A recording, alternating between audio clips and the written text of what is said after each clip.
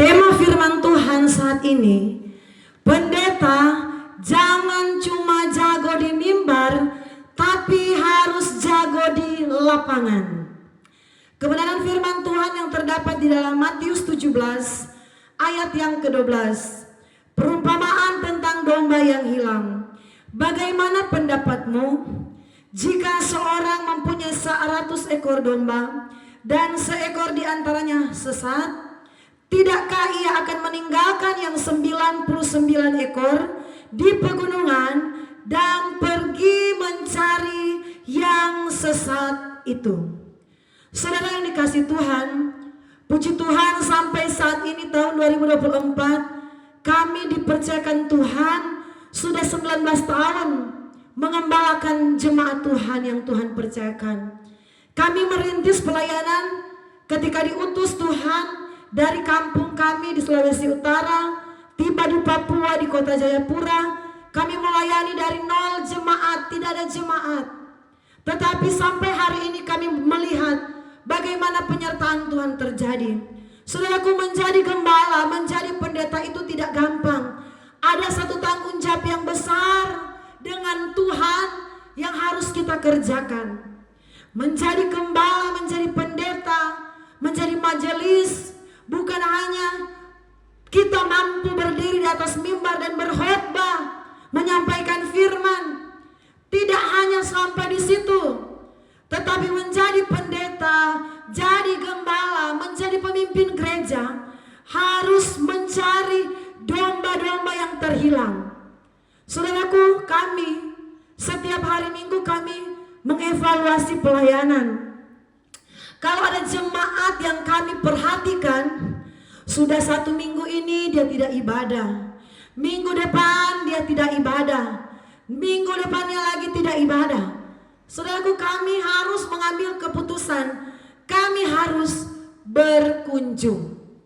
Saudaraku, kami melihat jemaat yang malas ibadah, bukan hanya kami doakan dari pastori, dari gereja, Tuhan jamah mereka untuk datang beribadah, tetapi juga Tuhan mau kami datang mengunjungi, datang mengajak kembali jemaat-jemaat yang sudah mulai malas. Saudaraku, kami bertindak, kami tidak hanya berdiam di gereja, di rumah, di pastori tempat kami tinggal. Kami datang, saudaraku, apalagi waktu kami awal-awal melayani tahun 2006, kami datang di Jayapura, kami melayani itu belum ada motor, tidak ada kendaraan apapun yang kami miliki, harta benda tidak ada. Jadi kami melayani, kami sudah alami yang namanya jalan kaki. Apalagi di Jayapura ini banyak tempat-tempat yang tempatnya tidak rata atau datar, tetapi ada yang gunung-gunung, harus ditempuh dengan jalan kaki. Kami lewati itu, saudaraku, kami jalan kaki, kunjungi jemaat yang tinggal di bagian gunung, saudaraku. Pulang pergi jalan kaki, saudaraku, pulang rumah sudah kecapean, karena tidak ada kendaraan yang kami pakai, motor pun tidak, saudaraku. Waktu itu 2006, saya dalam keadaan mengandung anak yang pertama. Oh, saya benar-benar merasakan yang namanya melayani Tuhan. Ada lagu bilang, biar gunung-gunung kan kudaki. Jadi saudaraku, melayani Tuhan itu bukan hanya kita jago khotbah di atas mimbar, tetapi perbuatan kita sebagai gembala, sebagai pemimpin jemaat, sebagai pemimpin umat harus bayar harga. Sungguh-sungguh mengasihi domba-domba yang dia layani.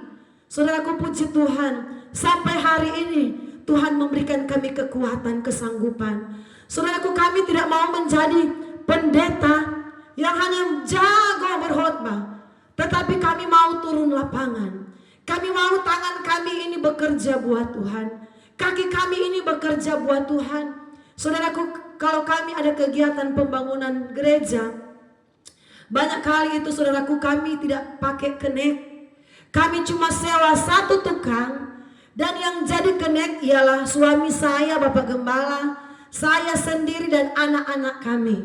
Mereka yang jadi kenek. Jadi kalau mau bikin campuran, mau cor tiang, saudaraku, mau angkat timbunan untuk menimbun pakai gerobak, walaupun anak-anak kami waktu itu mereka masih kecil, masih 10 tahun, 11 tahun, masih kecil, mereka sudah terlibat. terlibat dalam pembangunan gereja. Tenaga mereka kerja, saudaraku.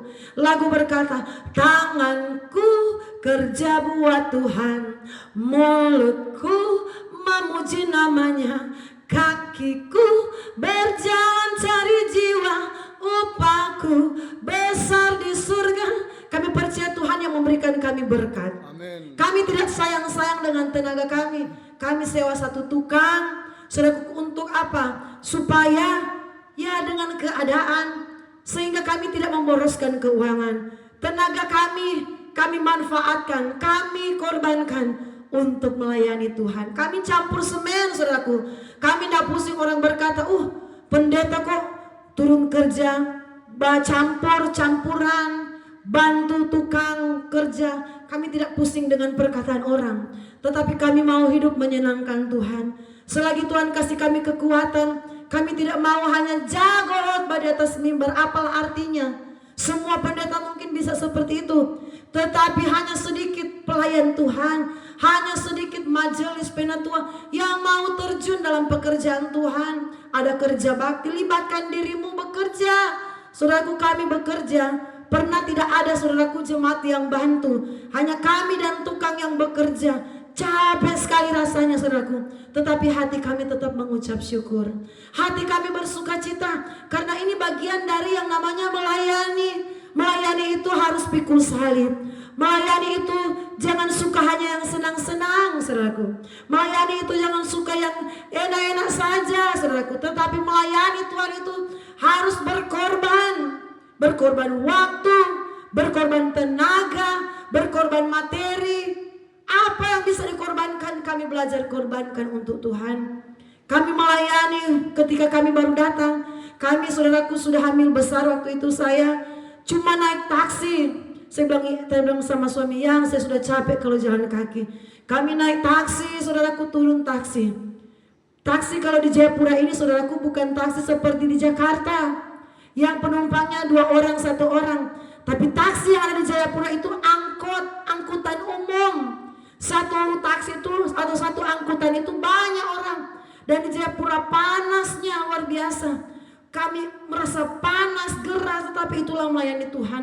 Cuaca apapun tidak menghalangi kita untuk melayani Tuhan. Mau panaskah, hujan, tetap melayani Tuhan. Jadi hamba Tuhan itu harus pikul salib. Jadi pendeta itu harus pikul salib. Kami sudah alami, saudaraku, melayani Tuhan.